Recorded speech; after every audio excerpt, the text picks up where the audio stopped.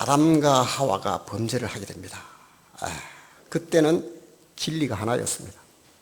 하나님, 천지와 만물을 창조하신 하나님과 아름다운 에덴 동산의 그들, 더 이상의 옵션은 없습니다. 그것이 진리입니다. 그런데 요즘은 어떠합니까? 진리라고 외치게 되거나 진리라고 이야기하면 잘못하면 이게 차별금지법이 되어버립니다. 거기만이 신이 있느냐, 하나님만이 신이냐 하고 묻는다는 겁니다. 다분히 다원주의지요. 그러니까 에덴 동산에서 범죄를 한 것은 우리가 생각할 때 사탄이다. 그 지목하면 그 뒤에서 사탄이 조정했다. 물론 맞아요. 그러나 실제로 그 액션, 그 범죄를 한 행위를 마지막으로 그 취한 자는 아담이고, 바로 그 아담은 우리지요, 우리. 아담이 그것을 선택하게 됩니다. 무슨 얘기냐면, 진리는 하나였는데 그것만이 진리일까 하고 하나의 또 다른 선택지를 주었다는 겁니다. 뱀이 주는 정보가 하나 더 들어와 버렸습니다. 사탄의 조정을 받은 정보가 하나 더 들어왔는데 그것을 선택할 수 있는 옵션으로 뒀다는 거예요. 그러니까 진리가 어느 순간에 본인이 선택할 수 있는 그런 장르에 이제 진리가 올라와 버린 겁니다. 그래서 내가 선택을 한 겁니다. 아담이 선택을 한 거예요. 진리를 선택해 버렸다는 거죠. 이미 선택을 한다는 것은 진리가 아닙니다. 우리가 알듯이 진리는 하나이어야 합니다. 많으면 그것이 상충하게 되고 충돌하게 되므로 그것은 진리가 될 수가 없는 겁니다. 뱀은 그것을 노렸던 겁니다.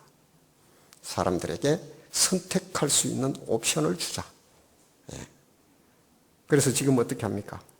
많은 종교가 지금 이 세상을 덮고 있습니다. 뱀의 작전은, 사탄의 그 작전은 지금도 서서히 진행되고 있습니다. 성공했지요. 그래서 헤아릴 수 없는 종교들이 우리나라의 자칭 내가 예수님이다, 재림 예수다 한 사람이 200명 이런 게 나왔답니다. 지금도 아마 꿈틀거리고 올라오고 있는 것 같은데요. 그러다 시효가 끝나면 들어갑니다. 바로 이렇게 종교가 많다는 것, 그것은 바로 진리를 선택할 수 있도록 많은 옵션들을 주었다는 겁니다. 이미 진리가 아니죠. 그래서요, 저는 그 사람들이 왜 하나님을 믿지 아니할까?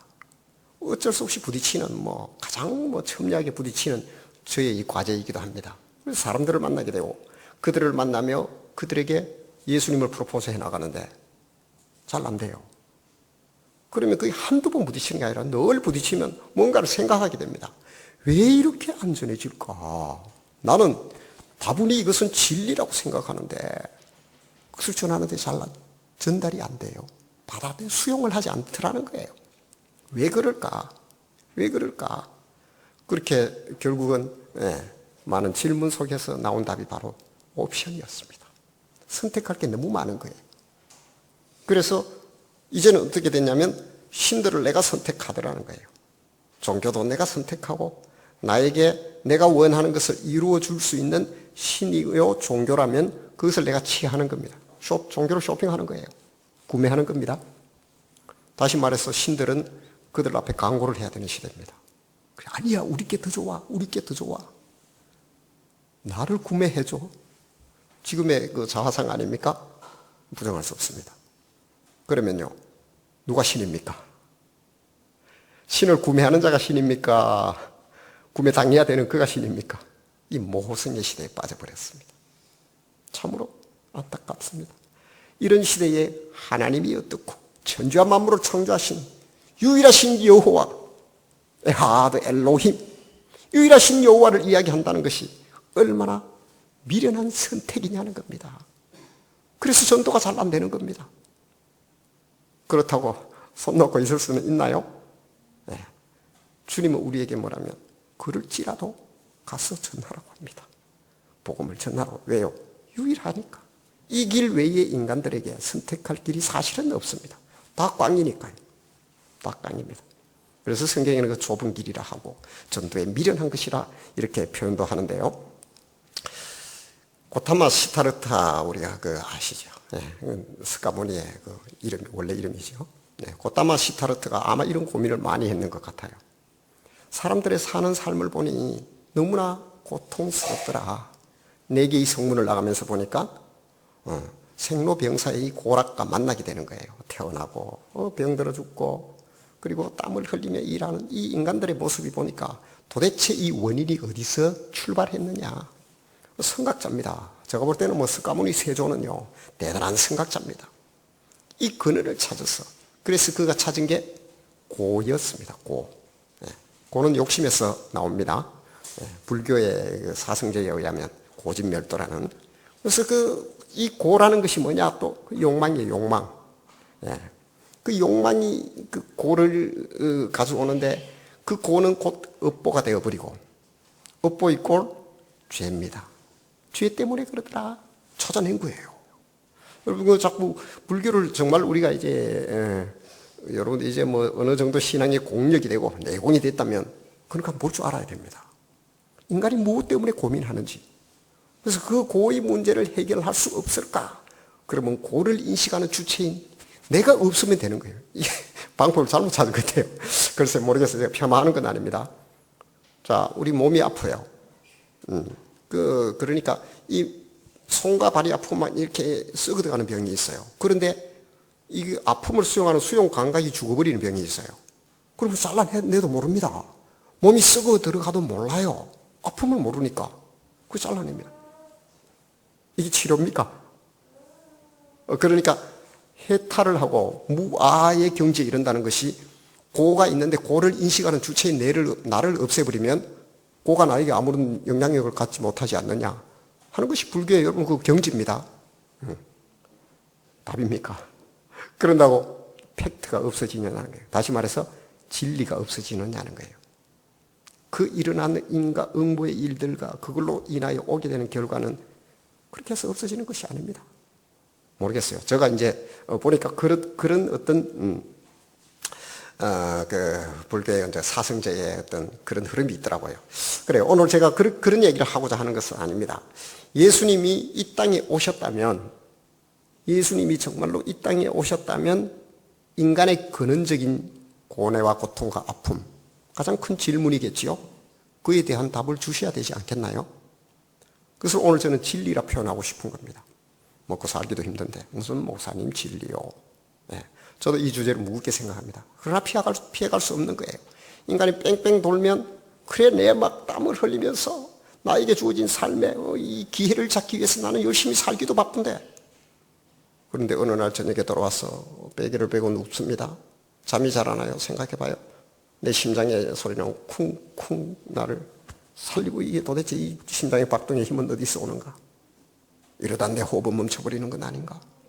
누구도 피해갈 수 없는 나는 누구인가 하는 그 부분에 충돌을 한다는 겁니다. 그러면 반드시 그 근원을 찾게 되어 있고요. 피해가려 해도 피해갈 수 없어요. 석가모니가 보았던 생로병사, 생사고락의 문제들 말이에요. 이런 고통과 염려가 내게는 왜 있을까?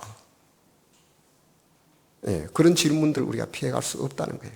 그래서 저는 이 땅에 이 시대의 목회자로서 반드시 우리가 부딪혀야 될 이 진리라는 부분. 진리를 알지니, 오늘도 보면요, 32절에 보면 진리를 알지니 진리가 너희를 자유롭게 하리라 하거든요. 그 자유하지 못한 상태에 있다는 겁니다.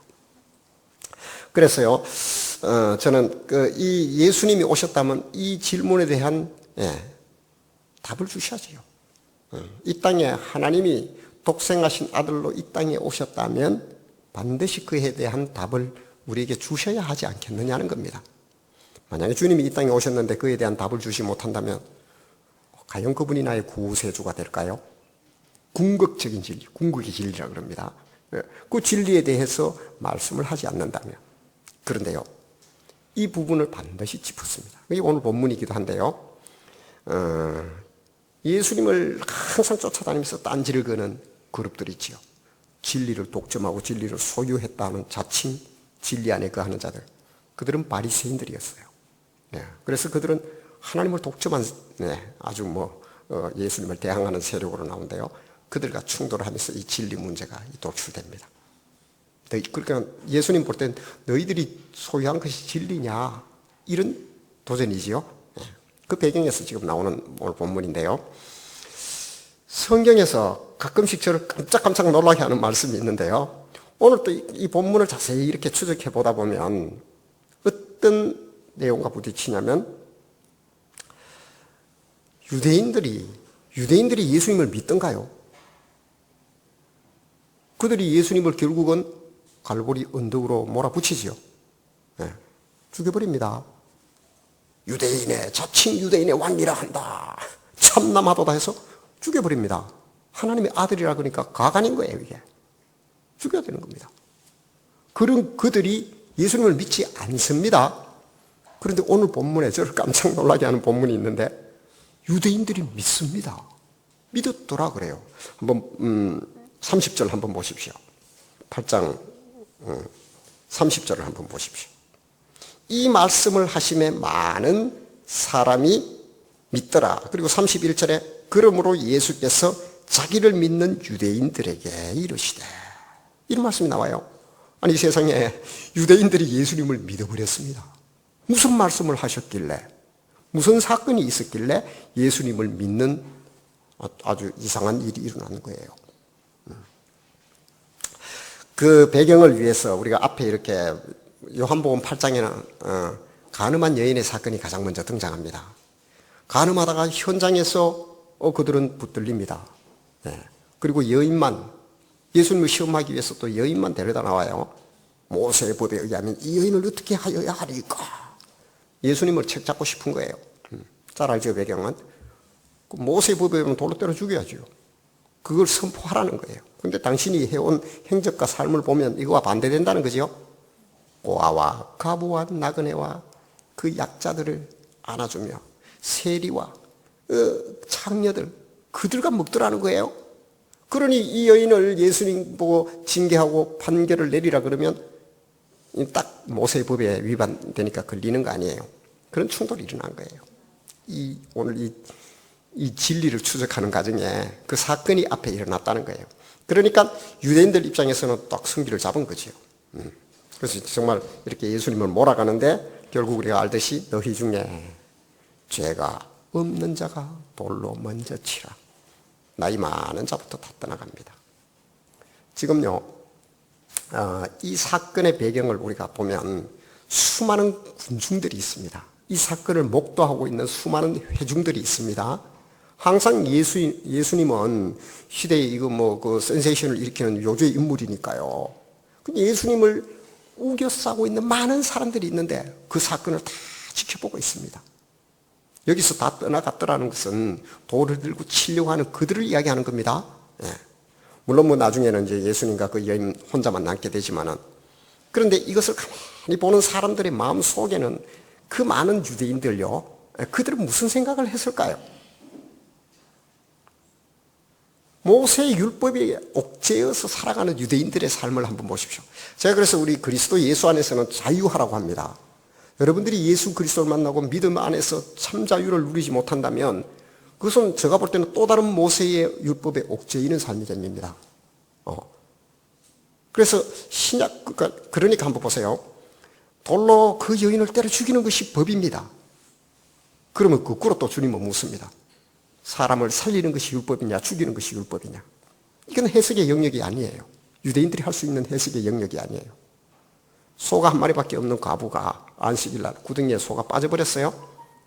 건지게 되면 그 무거운 짐을 건지게 되는 것이 성립되니 그것은 일하는 겁니다. 장로들의 유전에 의하면 하카다 할라카 미시나케 마라 이런 거 탈무드 같은 거 있죠. 쓸데없는 율법 해석서에 의하면 그것은 2kg 이상을 들면 주일날 안식일날 되면 그게 일이 된다는 거예요. 과부는 어떻게 해야 됩니까? 소가 전 재산인데.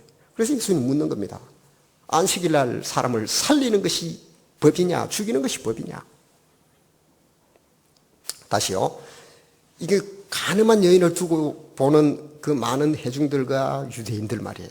그들 마음속에는 모세의 율법에 갇혀서 아무 항변도 못하고 끙끙거리고 있습니다. 그런데 지금 이 사건을 보면서 속에서 우리가 보고, 우리도 같은 회중입니다, 지금. 우리는 무슨 생각을 할까요? 저 여인은 딱 죽었구나. 그래, 죽어도 싸. 이렇게 할까요? 아니면 어쩌면 내 모습이 저 여인과 같은 것이 있는데 내가 저 여인에게 투영되고 있나요? 나도 그게 투사되고 있는 거예요. 내 모습과 내 삶도. 만약에 나도 살아가다 저런 죄를, 아니면 나도 저런 모습이 있다면 이것이 용서받지 못하는 율법이라 그러면 율법이 내게 무슨 진리냐는 거예요. 그런 항변이 내 속에서 일어나고 있다는 거예요. 그 많은 해중들이. 그런데 예수님은 당연히 모세의 법에 의해서 돌로 죽여라 라고 하던가요? 뭐 이렇게 써요. 뭐라고 쓰는 겁니다. 그래서 제가 몇 번 설교를 했었습니다. 제가 볼 때는 나이 많은 사람부터 도망갔다니까 나이 많은 사람부터 한두 개씩 그 사람 많은 코드로 적었을 것 같아요. 예. 그러니까 다 이제 자기가 나올 차례 되니까 다 도망가 버리는 거예요. 예. 퍼펙트. 우리가 율법으로 어떻게 할 자가 누가 있나요? 깨끗할 자가. 너는 정죄의 대상이 아니라 너가 바로 너는 정죄를 받아야 할 대상이라는 거지요. 그것을 깨달으니까요. 그런데 그걸 보는 많은 사람들, 우리를 포함하여 한숨을 아이고 살았다.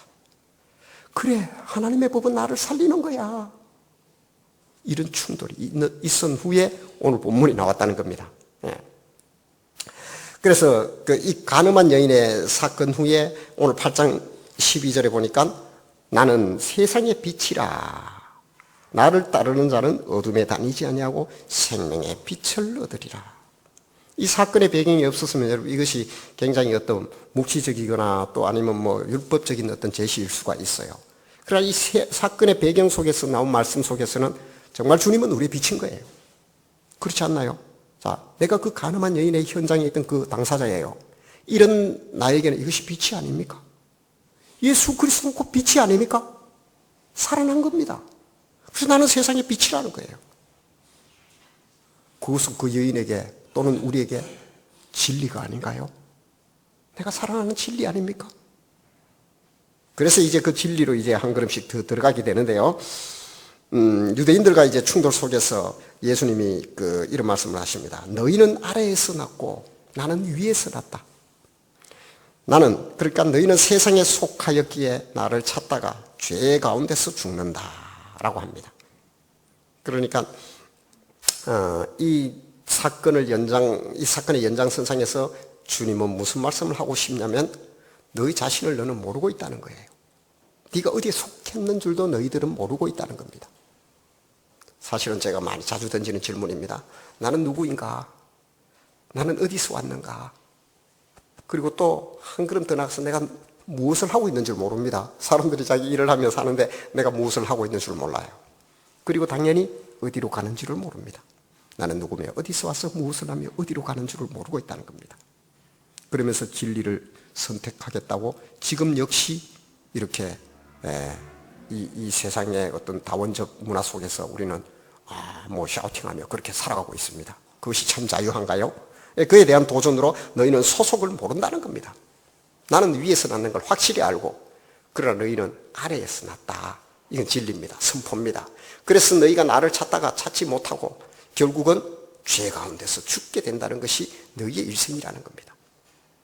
네, 그리고요. 그러자 유대인들은 그럼 너는 누구냐고 묻습니다. 그렇게 말하는 예수, 너는 도대체 누구냐? 라고 묻지요. 그러자 예수님 뭐라고 그럽니까? 나는 너희에게 처음부터 말하여 온 자다. 요한복음이 여러분 만만한 성경은 아닙니다. 참 어려운 성경이기도 한데요. 왜냐하면 이런 얘기를 하니까요. 나는 너희에게 처음부터 말하여 온 자다. 이게 무슨 얘기일까요? 처음이라면 여러분 태초를 이야기합니다. 태초는 창세 전이에요. 시간이 시작되기 전이에요. 바로 그 직전이 태초입니다. 태초부터 이야기해왔다. 처음부터 너희에게 해왔다. 곧 창조주란 얘기입니다. 이게 해석이 됐을까요? 그 당시에 유대인들에게. 그리고 유대인들에게 또 한 걸음 더 다가가서 율법이었다는 겁니다. 예수님은 곧 율법이었다는 겁니다. 이게 무슨 얘기냐면 율법의 주체. 여러분 율법이 무엇을 이야기하는가요? 모세의 그 율법이 무엇을 이야기하던가요? 율법은 곧 하나님을 지목하고 있습니다. 유일하신 하나님이지요. 그리고 하나님은 어디에도 비교할 수 없기 때문에 어떠한 아이콘도 만들면 안 됩니다. 그리고 하나님은 그 이름을 망령되이 일컬어도 안 됩니다. 비교할 수 없는 처음부터 말하여 온 자는 유대인들에게 말했다는 것은 율법을 주었다는 겁니다. 그 율법의 주체가 바로 예수 그리스도라고 지금 선포하고 있는 겁니다. 요한복음 오늘 8장 29절 보십시오. 나를 보내신 이가 나와 함께 하시도다. 나는 항상 그가 기뻐하시는 일을 행함으로 나를 혼자 두지 아니하셨다. 그리고 이어지는 30절에서 이 말씀을 하시며 많은 사람들이 믿었다는 거예요. 그러니까 예수님은 무슨 일을 했냐면요. 오늘 아까 가늠한 현장에 잡힌 그 여인의 그 스토리 속에 나는 항상 그가 기뻐하는 일을 행했다는데 바로 사람을 살리는 겁니다. 해방시키고 하나님의 마음이 거기 있다는 거예요. 그 일을 했다는 겁니다. 그러니까 숨막히는 율법 속에서 어쩌면요, 한번 보십시오. 진리가 지금 여기에서 딱 우리 운동회, 가을 운동회 보면 초등학생들 하는데 보면 이렇게 박 터뜨리기를 하지요. 오자미든지 해가지고 이렇게 막 박 터뜨리기를 하는데 탁 터지는 그 순간, 진리가 탁 터지는 순간이라고 저는 봅니다. 그래서 무슨 얘기냐면, 이 사람들이 믿었는데 이 율법에 옥죄어 있는 인생의 이 갑갑함, 해석이 안 되는 갑갑함, 율법으로 우리가 의롭다 할 자가 있나요? 의롭다 할 자가 없대요. 율법으로는. 율법으로 우리가 흠결이 없는 자가 어디 있나요?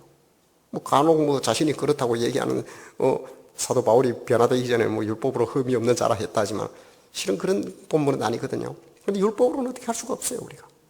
그런데 바로 그런 어떤 우리의 옥죄어 있는 삶에 하나님이 기뻐하신 일을 했는데 그것이 뭐냐면 그 가늠한 여인이다, 죽어야 되는 그 여인이 살아나는 그 일이 율법이더라는 거예요. 사람을 살리는 게 율법이더라는 거예요. 이것이 진리입니다. 저도 한번 성도님들에게 물어보겠습니다. 예수님이 우리 그 삶의 신앙의 심판주요 또는 그 두려움 포청청 같이 다가옵니까? 아니면 사랑이 많으신 그 넓은 품으로 그 날개 깃달에 품으시는 따뜻한 분으로 다가옵니까? 물론 양면성은 있습니다. 너무 은혜에 몸처리해서도 안 됩니다. 그러나 궁극적으로 세상을 이처럼 사랑하사 독생자를 주셨다는 거예요. 그 이처럼이라는 것은 십자가에 죽이기까지 너를 사랑한다는 거예요. 나를 위한 교환이 예수 그리스도였다는 거예요. 그건 부정할 수 없는 하나님의 크신 사랑과 날개 아래 아닙니까? 그것이 여러분 복음이라는 거예요. 곧 그것은 진리다. 이런 얘기를 하시는 겁니다. 그러자 사람들이 많이 믿은 거예요. 저도 믿고 싶습니다. 저도 그런 주님이라면 믿고 싶은 거예요. 일거수일투족 따라다니면서 사람이 그 산상수훈에 의하면 음란한 생각만 해도 이미 가늠하였대요. 형제를 미워하고 라가 그러니까 나쁜 놈이라 이렇게 욕설을 하고 해버리면 연자 몇 돌을 막 목에 메고 바다에 던져지는 게 낫대요. 나는 벌써 죽었어야 됩니다. 이 복음입니까? 지금 그런 도전을 하는 겁니다. 내게 그것이 진리냐 하는 겁니다. 그래서 주님이 말씀하시는 진리는 무엇이냐? 오늘 8장 14절을 한번 보십시오. 내가 어디 쏘며 어디로 가는 것을 안다. 너희는 내가 어디 쏘며 어디로 가는 것을 알지 못한다. 주님은 아는데 우리는 알지 못한다. 다시 말해서요, 내 소속입니다. 내가 어디서 왔으며 어디로 가는지를 우리는 모릅니다. 아무리 뛰어난 현자라 해도 내가 어디서 온 줄을 모릅니다. 하나님의 말씀을 만나지 않으면 내가 누군지를 모른다는 거예요.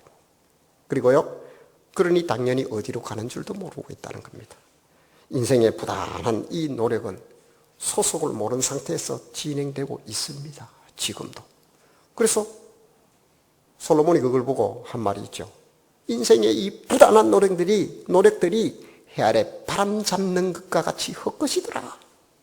그러면서 아주 그 전도서 자체가 보면 염세적이에요, 막.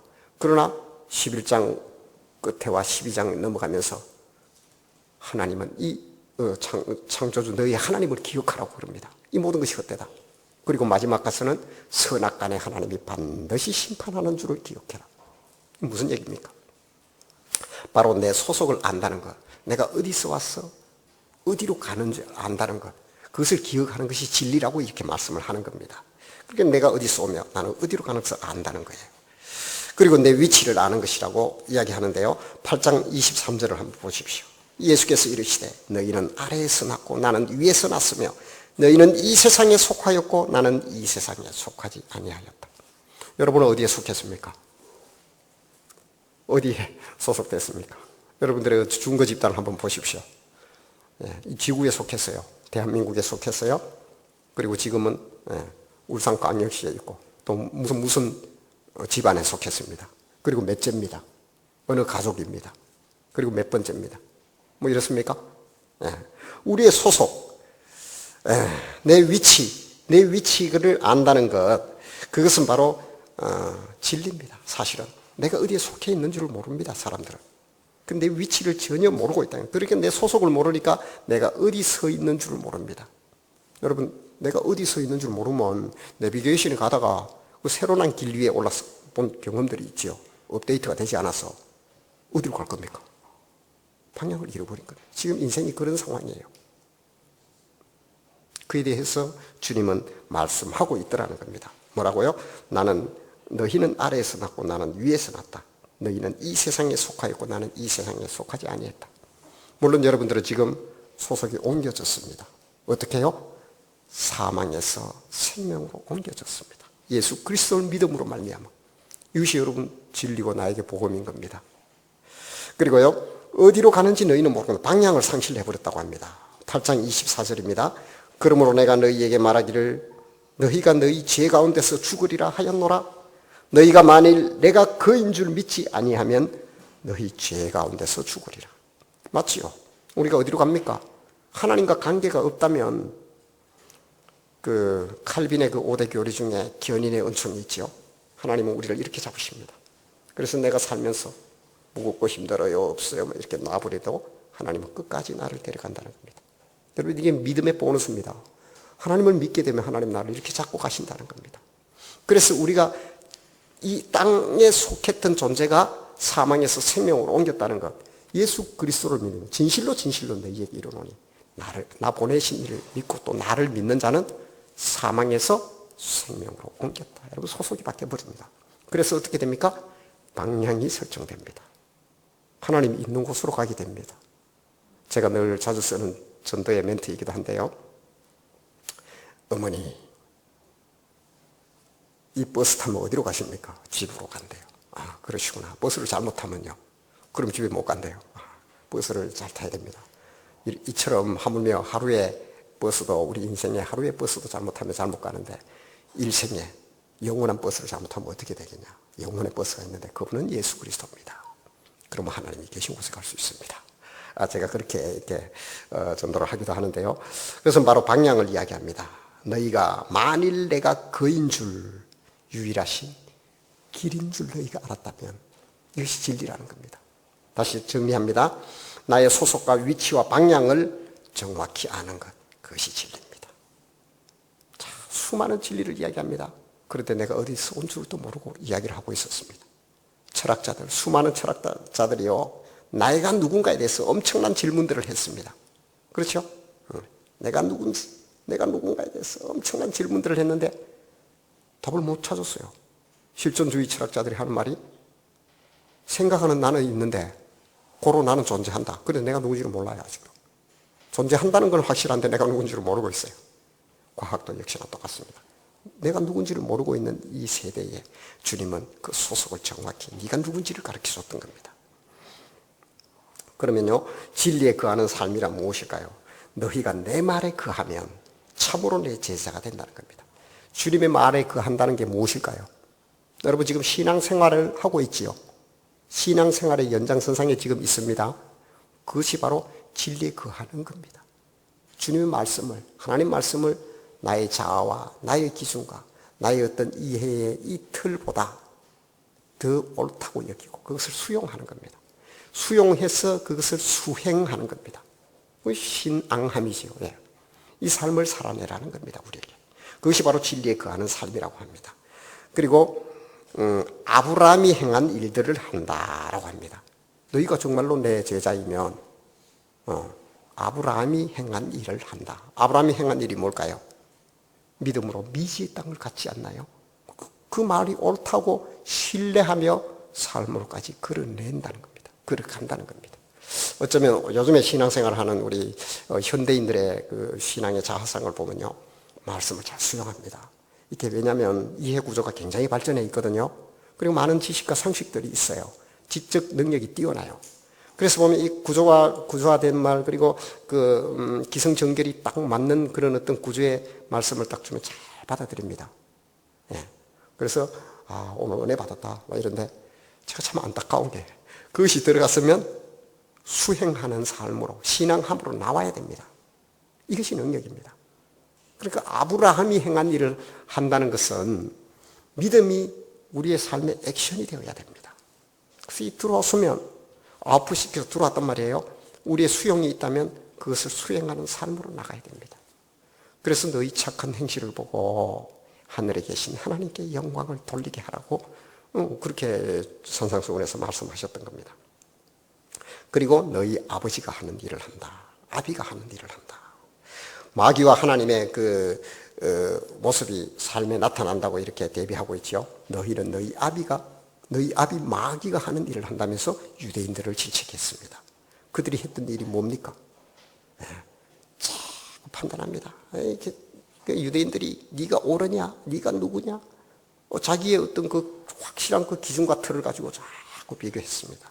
그래서 결국은 진리이신 예수님이 왔어도 그들은 눈을 감아버리고 자기들이 죄 아래 팔려서 그 길로 결국 가버렸던 겁니다. 그러니까 나는 무슨 일, 누구의 일을 하는가 하는 것이 우리의 소속을 증명하는 겁니다. 내 위치를 알리고 내 방향도 정확히 보여주고 있습니다. 저는 우리 성도님들께 오늘 이 말씀을 통하여 도전합니다. 진리는 어떤 그 설명과 많은 열거를 통해서 증명되는 것이 아닙니다. 오늘 나온 이대로입니다. 예수 그리스도를 아는 것입니다. 그것을 수용하는 것입니다. 그러면 나는 지금 누구의 일을 하고 있는가 하는 것을 스스로 점검해 보기를 도전합니다. 그것이 신앙입니다. 여러분, 많은 인풋이 있습니다. 아웃풋이 액션으로, 삶으로 여러분들 나와야 됩니다. 내 삶의 모습과 내 행함이, 내 비추이는 삶이 정말로 내 아비의 일을 하고 있으며 아브라함이 행한 일들을 하고 있는지, 정말로 여러분들이 진정으로 진리를 수용했다면, 진리를 받아들였다면 우리 성도님들의 삶은 진리가 드러나는 너희 착한 행실을 보고 하늘에 계신 하나님께 영광을 돌리게 하라는 그것이 그의 비례에서 나타나야 될 줄 믿습니다. 그러므로 하나님의 기쁨이 되고 또 하나님의 시선을 온전히 받아내는 그런 복된 성도들이 다 되시기를 주님의 이름으로 축복합니다.